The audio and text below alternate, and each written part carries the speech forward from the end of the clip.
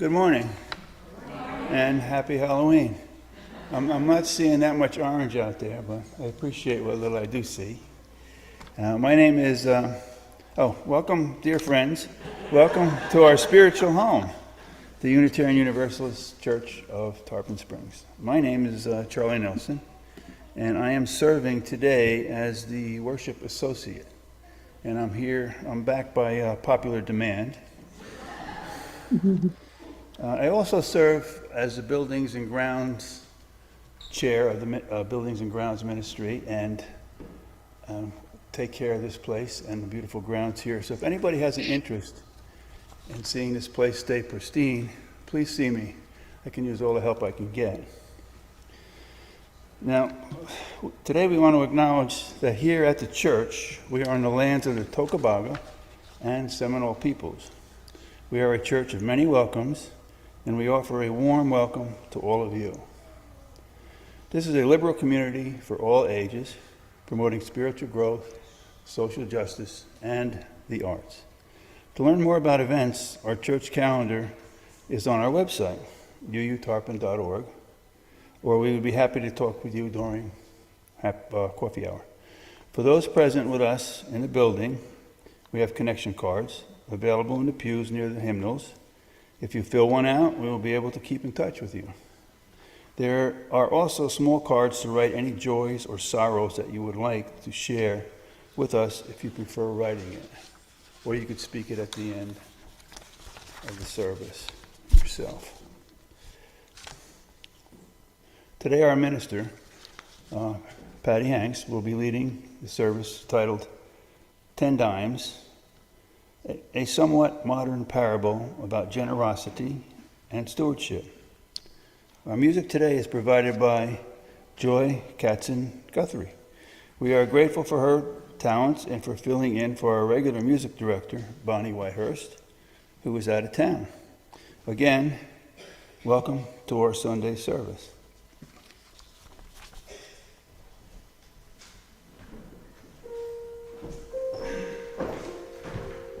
So I'm delighted to be here.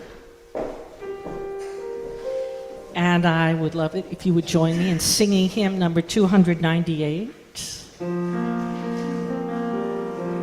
298.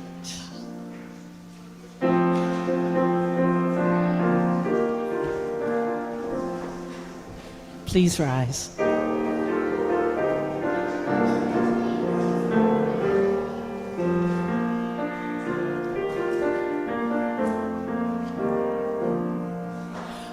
Wake now my senses and hear the earth call.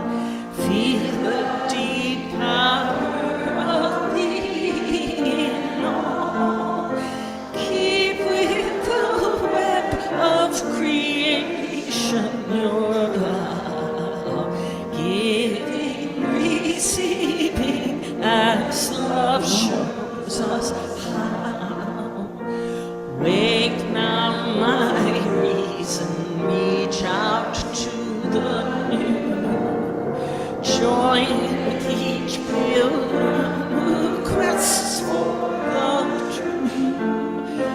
Honor the beauty and wisdom of time. Suffer thy limit and praise the sublime.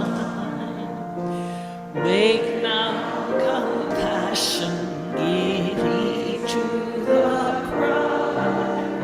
Voices of suffering fill the wide sky.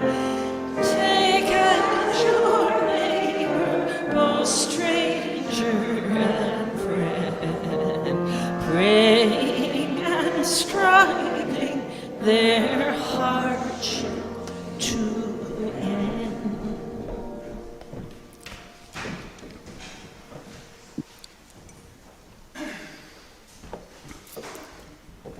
Good morning. Good morning. And welcome back, snowbirds. Is that okay to say snowbird? It's really nice to see you. Oh, look! Applause for the snowbirds. I'm Pastor Patti Hanks. My pronouns are she, her. I'm a white woman. I have shoulder-length brown-gray hair and brown glasses. I'm wearing a bright gold stole that has a rainbow on it that says, "Side with love." I add my welcome to you and affirm all of who you are is sacred and all of who you are is welcome here at Unitarian Universalist Church of Tarpon Springs. And all of us bring our gifts.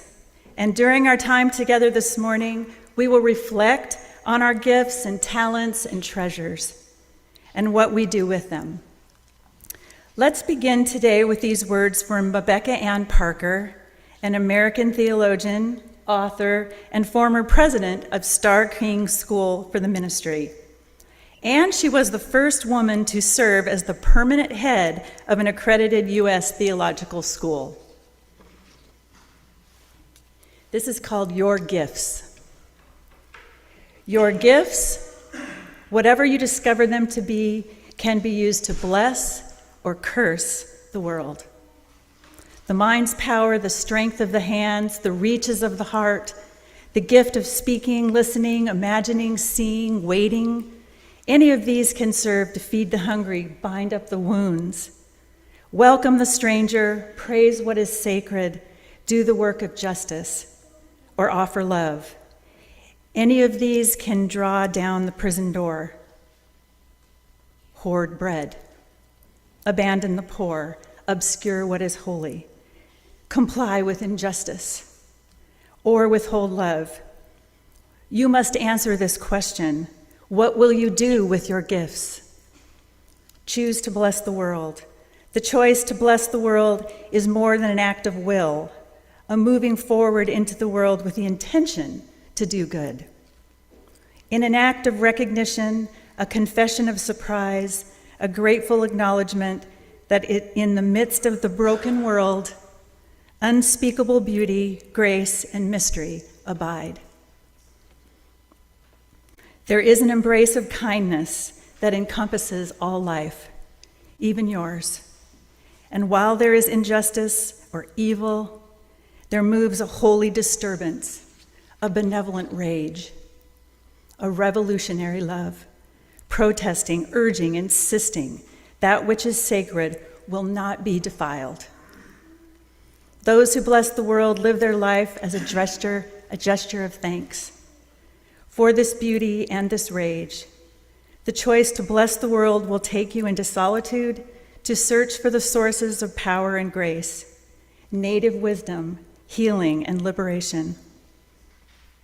More, the choice will draw you into community, the endeavor shared, the heritage passed on, the companionship of struggle, the importance of keeping faith, the life of ritual and praise, the comfort of human friendship, the company of earth, the chorus of life welcoming you.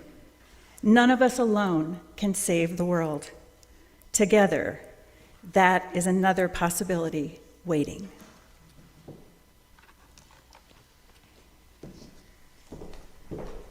And hymn number 123, Spirit of Light. Chalice lining first. Forgive me. I'm a little verklempt. We light our chalice with these words from Mother Teresa, an Albanian Indian Catholic nun and the founder of the Missionaries of Charity. Love cannot remain by itself. It has no meaning. Love has to be put into action, and that action is service. Whatever form we are, able or disabled, rich or poor, it is not how much we do, but how much love we put into the doing. A lifelong sharing of love with others.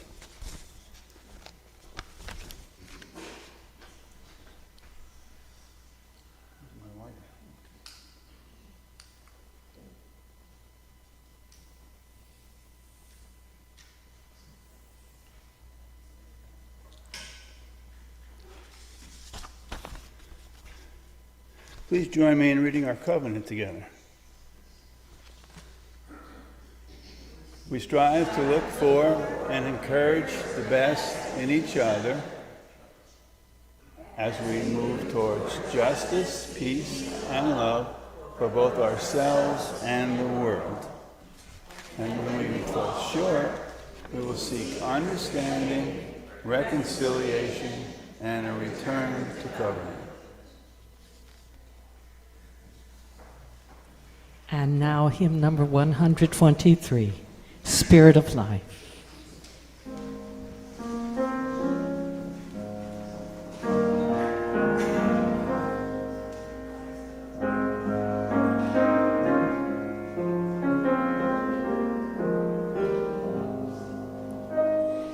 Spirit of life, come unto me. Sing in my heart all the stirrings of compassion. Blow in the wind, rise in the sea.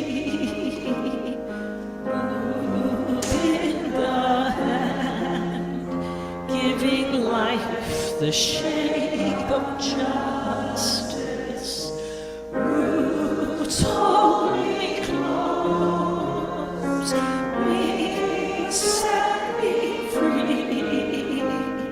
Spirit of life, come to me, come to me.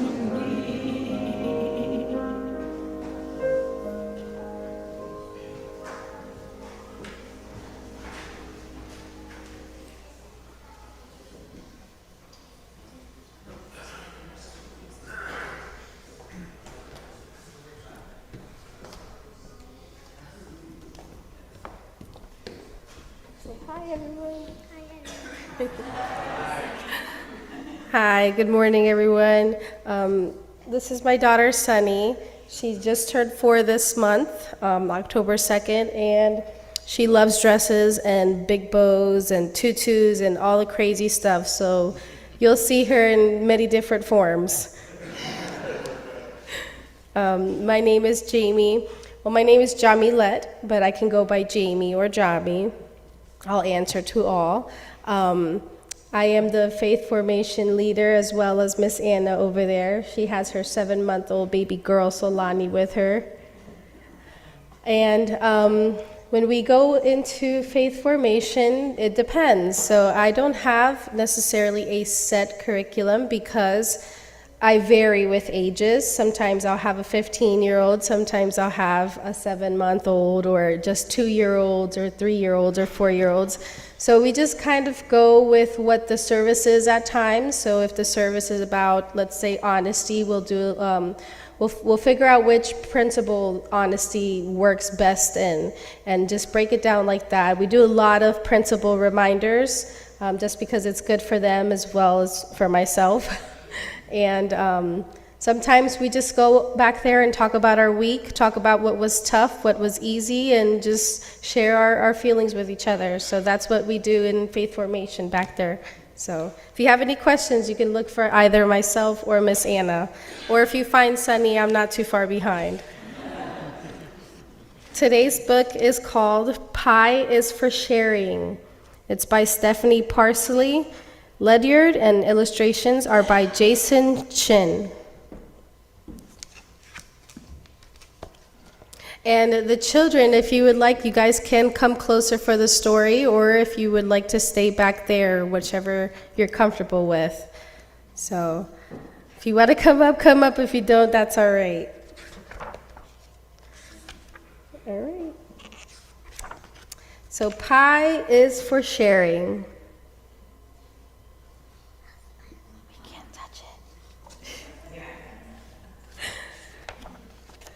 It starts out whole and round, then you can slice it into as many pieces as you wish, almost. So he was able to do 1, 2, 3, 4, 5, 6 slices. A book is for sharing. A ball is nice for sharing too. And a tree is always shared.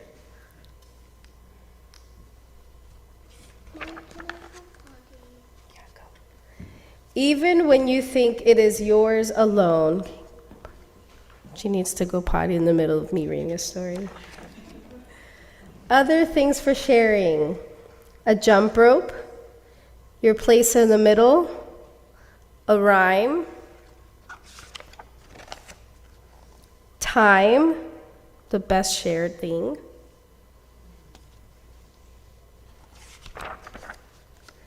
a boat, a stream, your towel warmed by the sun,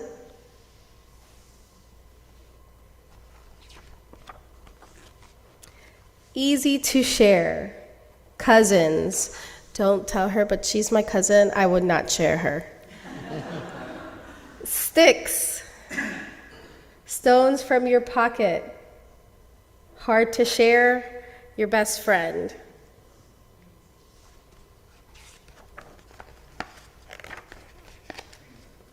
If you are hurt, it helps to share a hug and some bandages and the story about what happened. And if you see, she has over 5 Band-Aids over her body.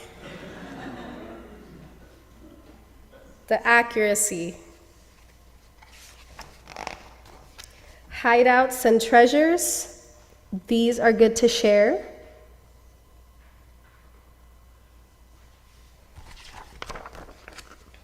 Words and music are made for sharing, so are berries and the last piece of homemade bread.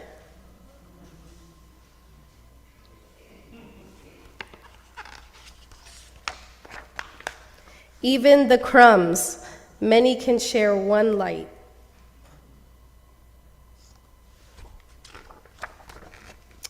And a blanket, a breeze, the sky, these are for sharing. Just like pie. Okay. All right, do you guys want to come on back? Please join me in the sharing in Go Now in Peace.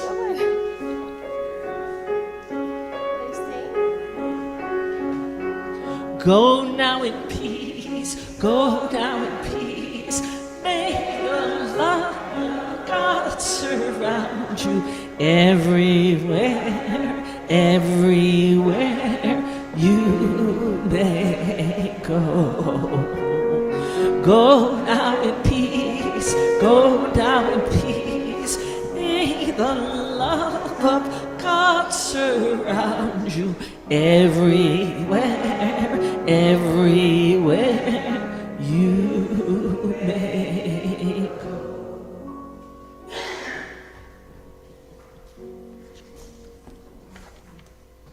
I do my singing from over there. I don't want to hurt anybody's ears. Okay. Now is the time in the service where we take our offering for the work and the welfare of this church. You may mail your offering, donate on our website, or place your offering in the Sunday collection. The gifts will be most gratefully received.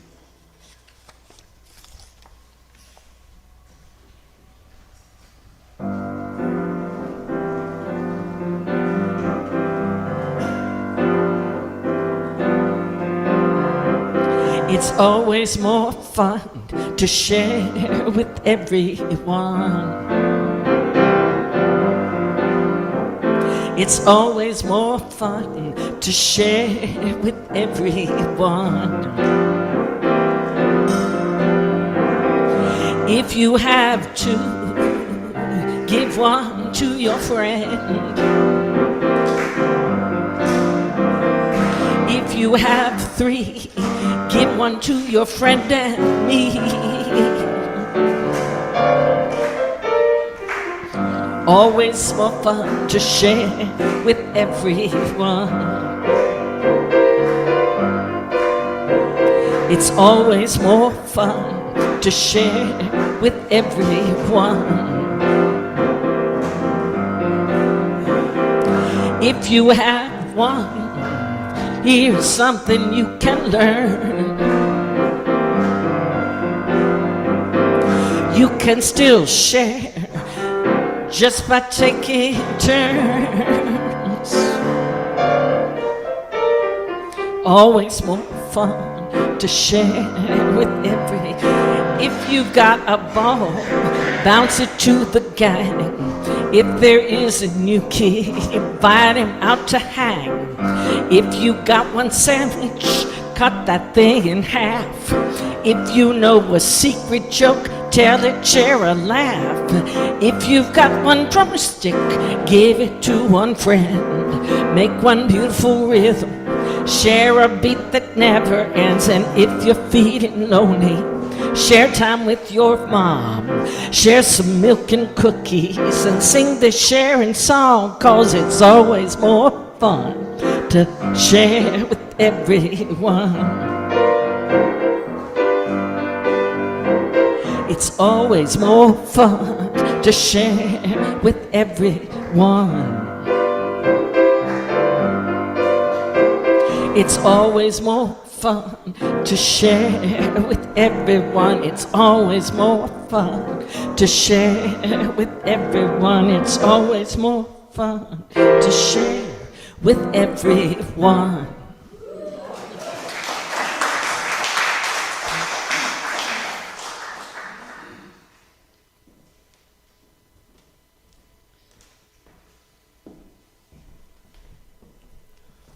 Good morning, everyone. I'm Ellie Wolf-Mulick, and today I'm going to do a meditation for us. It's on sharing, generosity, compassion, and loving kindness. It's loosely based on the work of Jack Kornfield, and it's about compassion and loving kindness in everyday world and also in challenging times. And given what's been happening lately, it just made sense to focus our energy on the challenge of sharing in difficult times. We might be overwhelmed right now with the pain of loss of property or injury due to the hurricane, or the laborious cleanup after 2 of them. Or we might be suffering at the same time with some kind of serious injury or illness, or involved in some testing to evaluate if we have that. Or we may have during this time even lost a loved one. Or then there's all the issues around the election. Or perhaps we're even noticing that it's difficult right now, given all that's going on, for us to even care. We kind of tune out, turn off, let go, not really focus on reaching out. We might feel that we have a limited ability to make any kind of difference. So this meditation, the whole point, is simply to remind us that we're not trying to fix anything here, not trying to make ourselves totally perfect, or not trying to change the community or even change the world. This meditation is focused on helping us just be present in this moment with whatever we're feeling. Our intention is simply to acknowledge the present of what is and look at it, experience it with a compassionate heart. What I'm coming to realize more and more is that being generous and compassionate, when it's forced, when it's pushed, when it's, I should do this, that isn't the level of compassion I'm speaking of. It's allowing myself to be honest with how I'm feeling right now, and allowing myself to recognize and acknowledge what is in this moment. Because as I do that, as I focus that way, I'm better able to see the subtle differences I could make. It's not the big difference, it's the small kindness and love, or just saying, I need to go to bed. So it's with a full heart then that we're giving, that we're sharing. So let's begin our meditation by getting comfortable in our chair, kind of squishing around, and just when we're ready to gently close our eyes. And I like to put my feet firmly on the ground because that helps me feel that sense of grounding, that it's more than any of the distractions or angst I might be feeling. And now let's take 3 gentle, cleansing breaths.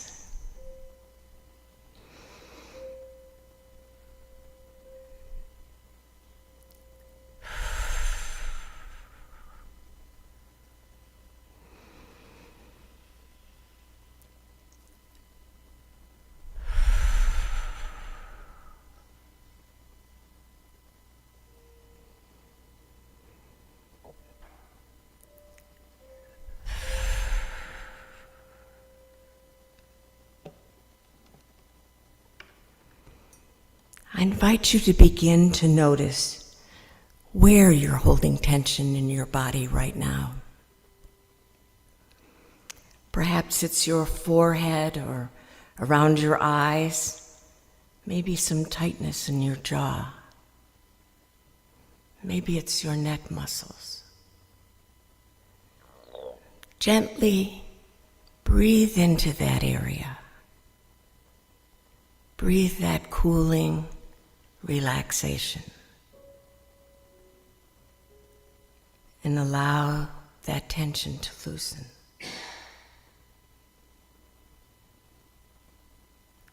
Now notice your shoulders, your upper back, your arms and your hands.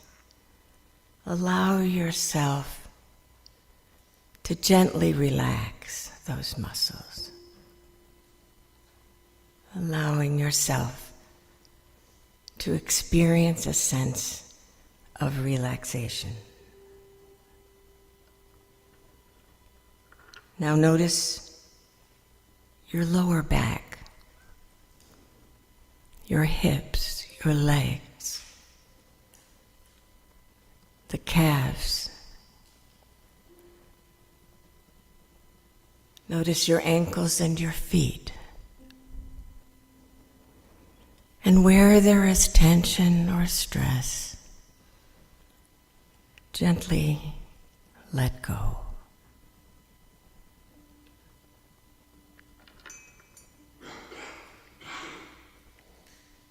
And begin by saying these words softly to yourself.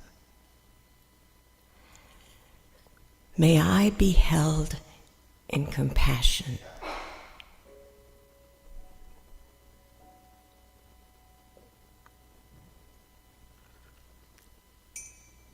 May I be held in compassion.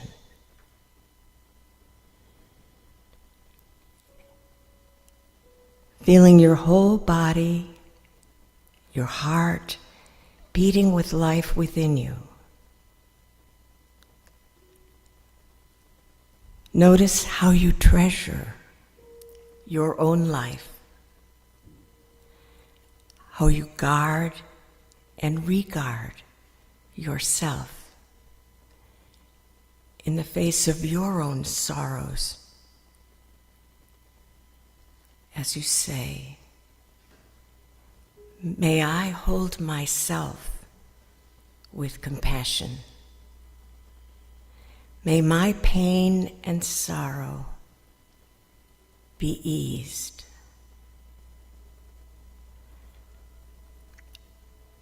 May I now be in peace.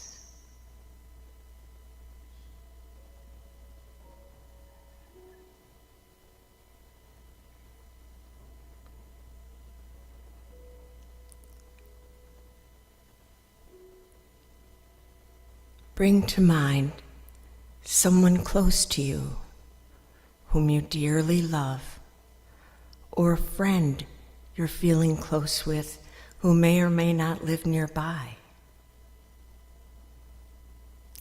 Imagine them with your mind's eye. Allow yourself to feel your natural caring for them.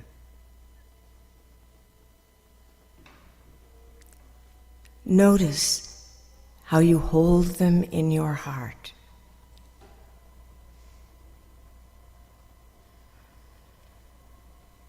Now let yourself become aware of their sorrows, their losses, their challenges at this moment in their life.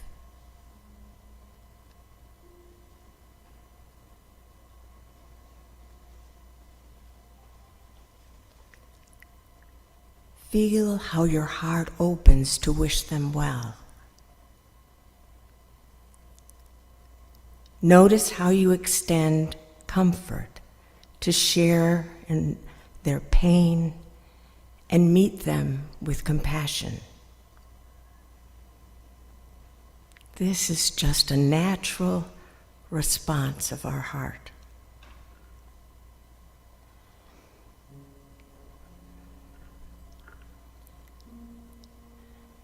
Inwardly recite, "May you," and say their name, "be held in compassion. May your sorrow be eased. May your heart be now in peace."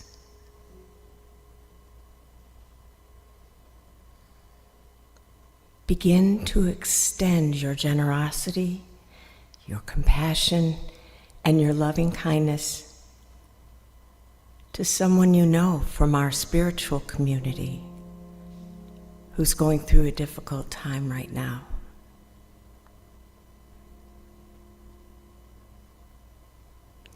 Hold their image in your heart, aware of their sorrows and challenges. Wish them peace as you say, "May you be held in compassion. May your pain and your suffering be eased. May you now be in peace."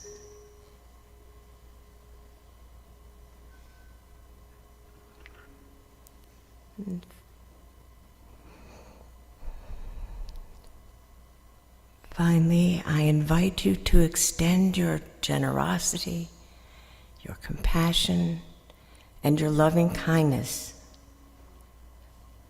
to a neighbor or some local group here in town, or some national group that is going through a hard time, or someplace in our world. Just for this moment, hold that image in your heart. Allow your heart space, to open as you say, "May they be held in compassion. May their pain and sorrow be eased. May they now be in peace."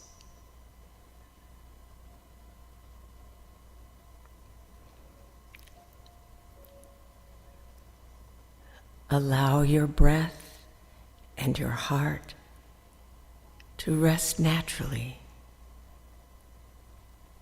at the center of this compassion. In the midst of our imperfect world,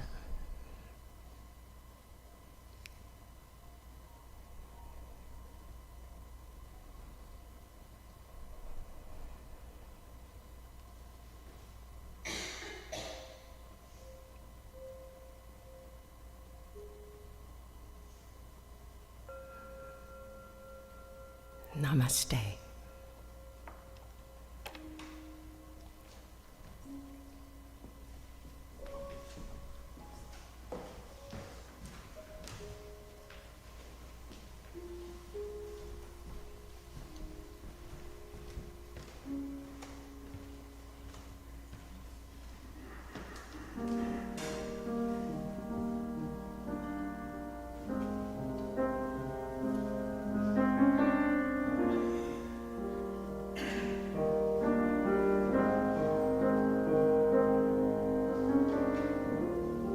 Imagine there's no heaven. It's easy if you try. No hell below us. Above us only sky. Imagine all the people living for today. Ha, ha. Imagine there's no country. It isn't hard to do. Nothing to kill or die for. And no religion too. Imagine all the people living life in peace. You may say I'm a dreamer, but I'm not the only one. I hope someday you'll join us,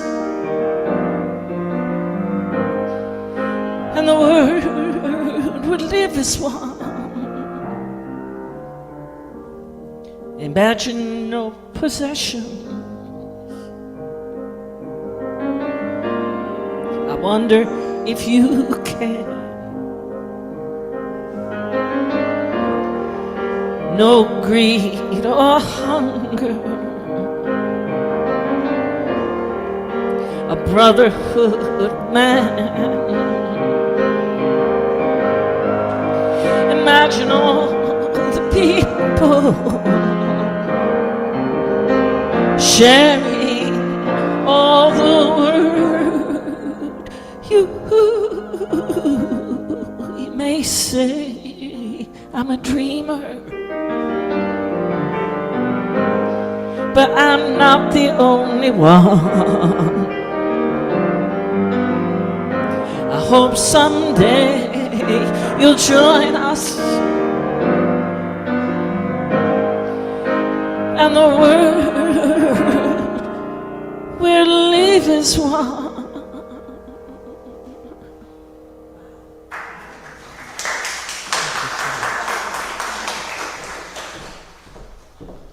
Wow. So lovely.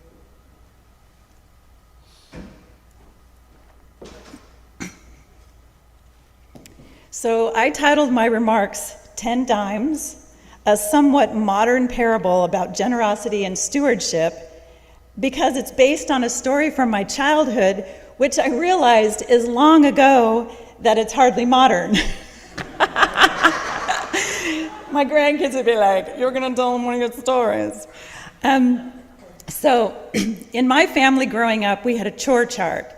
And at the end of the week, when my parents remembered to do it, we got paid a small allowance. and we always got paid in dimes. And I remember sitting at the kitchen table and my parents peeling back the paper on the rolls of dimes and counting out our earnings in front of us. And we had a little cardboard bank that was divided into 3 sections, like this one on the screen. But it wasn't as fancy as this one. Ours was just made out of cardboard. But this one comes from an Etsy ad, so apparently they still make these and use these. So us kids would always put our dimes in piles of 10. And first we'd put 1 dime, our 1/10 increase, in the tithing slot. And then we put 1 dime in the savings slot, and the rest we could put in our spending slot. And I always spent mine on books and candy. And most of my church friends had these banks. Sometimes at Sunday school, we talked about our money and how 1/10 of it was the Lord's money. And my mother told us in mostly a joking kind of way that paying our tithing was like fire insurance because it kept us from burning in hellfire.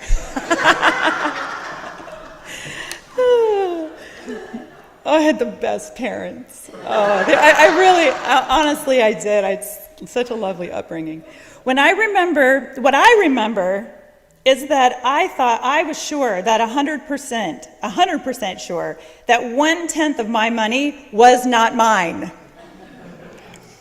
So when I was about 10, we got a new young Sunday school teacher who created quite a stir at the church. She had long hair way down her back, and she wore like flowery long skirts and sandals to church. She had pierced ears and big gold hoop earrings, and my parents called her a liberal, and it didn't sound like a good thing, the way they said it. So she suggested to us kids that we could, maybe even should, consider another slot for our money, beyond savings, spending, and tithing. She said, how about we each take a portion of our money and find a way to give it to someone or to some cause that we really feel called to help? Our teacher said to us that if Jesus was the good news, then we could help him by doing good in the world. This resonated deeply in my heart, and I may have known at some point then, maybe, I should have known that maybe ministry was coming. I thought I could give 1 dime out of my pile and do good. And I had my eye open for something. So one day I took my candy money to the store, and while I was there, I saw a big plastic bucket on the counter with a photo of a little girl who looked about my age and who needed a new kidney. There was a short description on the bucket of her situation and how her friends and family in our community were determined to help her by collecting money at local stores. I remember her name, Kimberly. I put a dime in the bucket, and I still remember the feeling. We all know that feeling. We are hardwired for giving. My young brain was in what scientists call the warm glow of giving, the effects of my brain releasing hormones like dopamine and serotonin, creating the positive feelings associated with the happiness of being generous. We're a social species. We feel each other's pain and we want to do something about it. We survive a lot better as a group and when we take care of each other. So what I've noticed in myself, and I've witnessed firsthand in my career in social justice, is that there's a voice inside of us that seems to get louder and louder when we find something important and meaningful, and we feel that we can really get behind it. I've watched people in that moment when they have that feeling, not just it would be nice if, but I'm going to do something. So when I worked as a director at Interfaith Hospitality Network, a shelter for families experiencing homelessness, a woman from a local Methodist church called me, and she said that our mission was on her heart. Her sister had told her about families who were living in abandoned buildings and living in their cars, and how they came to our shelter. She helped them, and we helped them get their kids back into school. We had a really dedicated, resourceful staff, and they helped them look for jobs and affordable housing and connect them to health care and other resources. So I invited her to come to the shelter and learn more about our work. When she came to visit the shelter, there was a young mom who was moving in, and she was having her very first check-in with a social worker. And her kids were sitting at a little table having sandwiches and juice. And the mom said, "This is the first time I've seen my kids eating at a table in 3 months." So my visitor went home and thought about our shelter. And she went back to her church and she said that she would be the champion for organizing her congregation to bring in dinners. And when I saw her a few weeks later serving spaghetti, I guessed that she was probably having that dime in the bucket feeling that we've all had. One more time, a man came by. So the last place I worked before I went to seminary was at Close to Kids. And we had 3 locations and provided a week's worth of shopping, kind of a fun shopping experience for low-income and in-crisis school-age kids. And they would come and go shopping. And then we would hand them a bag at the end and say, "Thanks for shopping at Close to Kids." And everything was free of charge. So a man came by one day to pick up his wife, who was one of our weekly volunteers, and in the back room sorting and tagging the clothes. And I asked him if he would like to have a tour. And we wandered around a little bit, and then we came to the place in the store where there's a big, huge bin of the socks.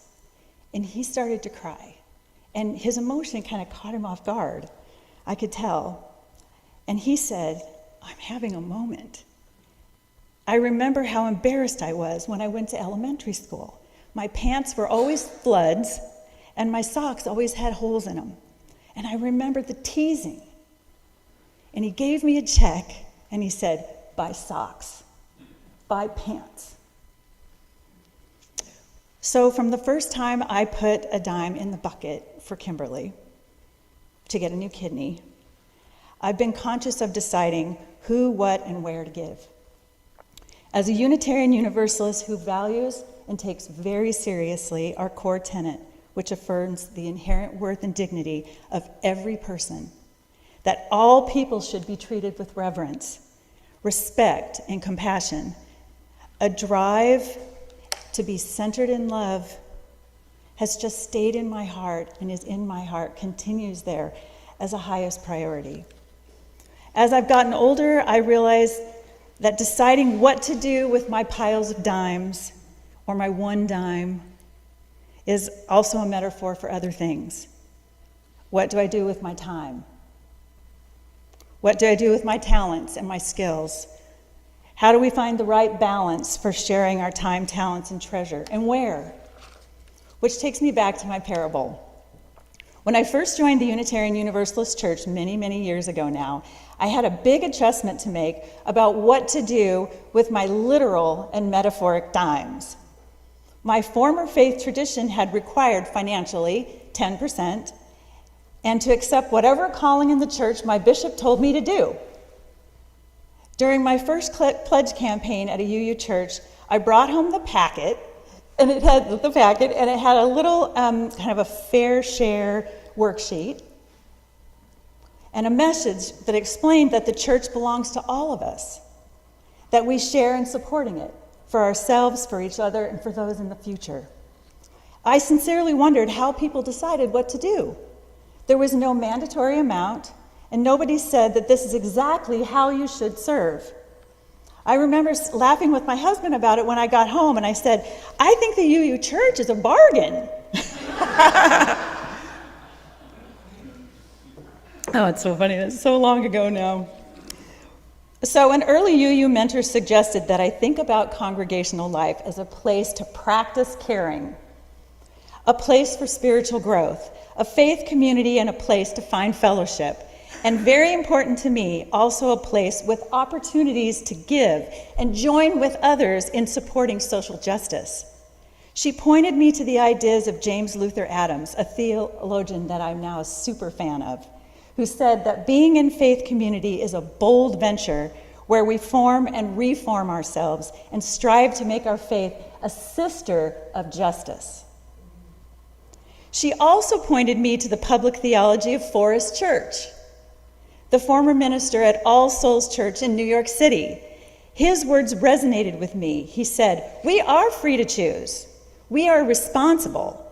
This is one special thing about our faith, free to believe what we will and what we can. No one else is going to do it for us. Yes, we are free to pitch ourselves into the very midst of life's teeming questions with all of our heart and mind and soul. We're free to build and nurture a community of faith as a steward of the visible church." I would say it this way: no one is coming to do it for us. We create together the faith community we want. Our gifts, whatever they are what we have. So I asked my friend, that first UU mentor, how she decides about her dimes. And she actually had a method. She had a list of 3 questions that she would ask herself, and I kind of have adopted it. I find myself thinking about her questions when I'm making decisions about generosity, sometimes with actually with a pen and paper. So she said, "What do you think is the need? What's the need in your family, your church, your community, the world? What's the need? And what are your gifts? What are your skills? What's your current financial resources? What's your limitations? What are your abilities?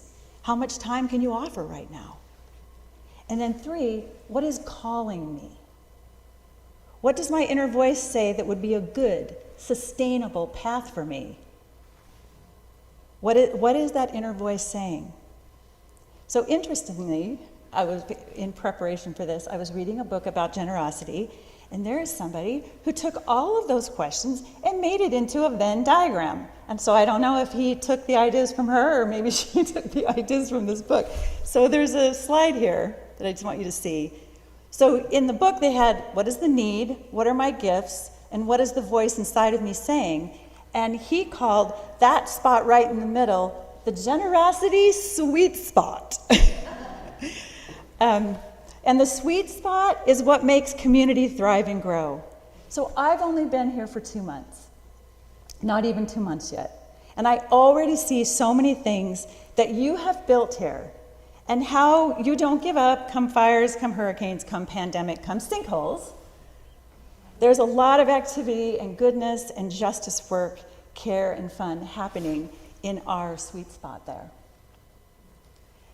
I'm just going to give you, for just a moment, some examples of what I see. I am inspired when I listen to Barbara talk about restocking the Little Band Book Library. It's her sweet spot. That and the Navigators. When I read the minutes from Jean and Charlie about the good things happening because of the efforts of the Rainbow Welcome Circle. When I watch the loving way Barbara Kostreva welcomes our new members. When I look over at the stream team and see what they're doing to keep us connected with each other. When I hear about the deep meaning our members are finding in poetry, meditation, discussion groups, and singing in the choir. I'm inspired by the tours of our building and the magnificent art and the project to expand our memorial garden.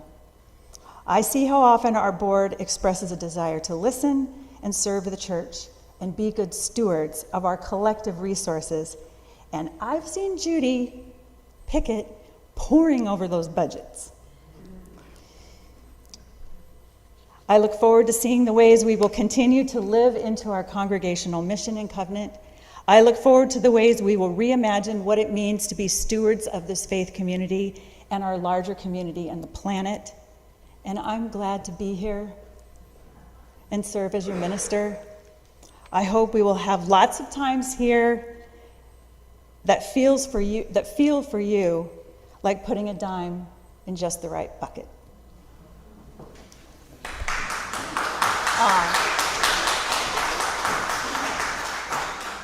By the way, look right outside the door.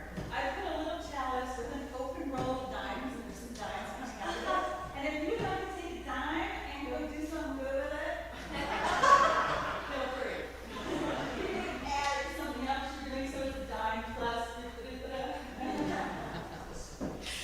Wonderful. Please join me in singing number 128, For All That Is My Life.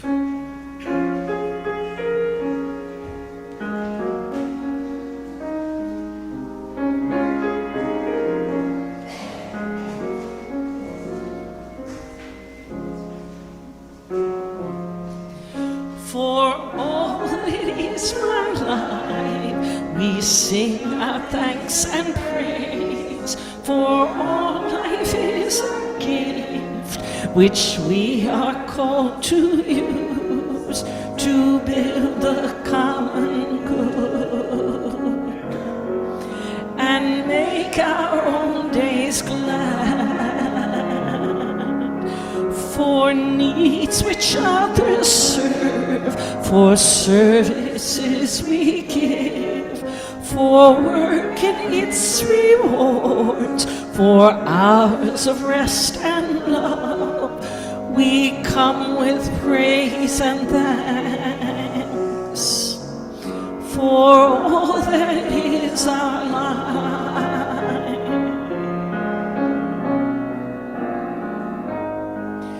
For sorrow we must bear, for fears, pain, and loss, for each new thing we learn, for fearful hours that pass, we come with praise and thanks for all that is our life.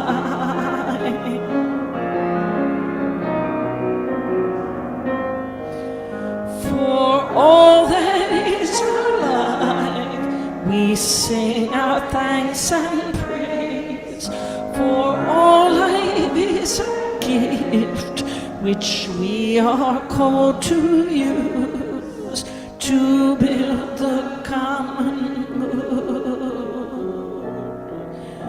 and make our own days glad.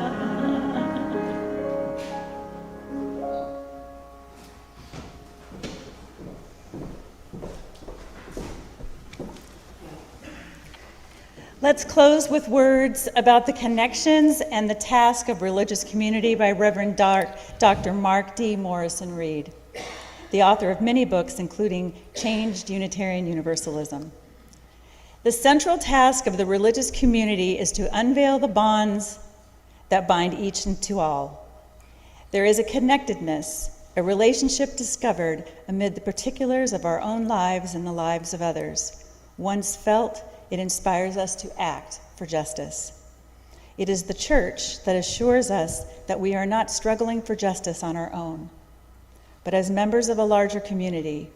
The religious community is essential, for alone our vision is too narrow to see all that must be seen, and our strength too limited to do all that must be done. Together, our vision widens and our strength is renewed.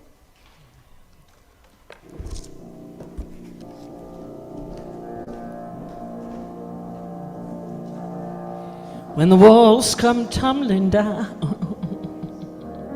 I choose joy. I choose joy. When the world stops spinning round, I choose joy. I choose joy. When my heart is hard to move and my music's lost its groove, when I got too much to prove, I choose joy. When hate is all I see, I choose joy. I choose joy. When the fear won't let me be, I choose joy, I choose joy. When betrayal and lies hide the light from my eyes, I look up to the sky and I choose joy, I choose joy. Joy, joy, joy, joy, joy, I choose joy. joy, joy, joy, joy, joy. I choose joy. In this moment right here, I choose joy. I choose joy. For the ones that I hold dear, I choose joy. I choose joy to be who I might be. For the light to shine on me, for everybody to be free. I choose joy, I choose joy. Joy, joy, joy, joy, joy. I choose joy. Joy, joy, joy, joy, joy. I choose joy. Joy. Joy, joy, joy, joy, I choose joy.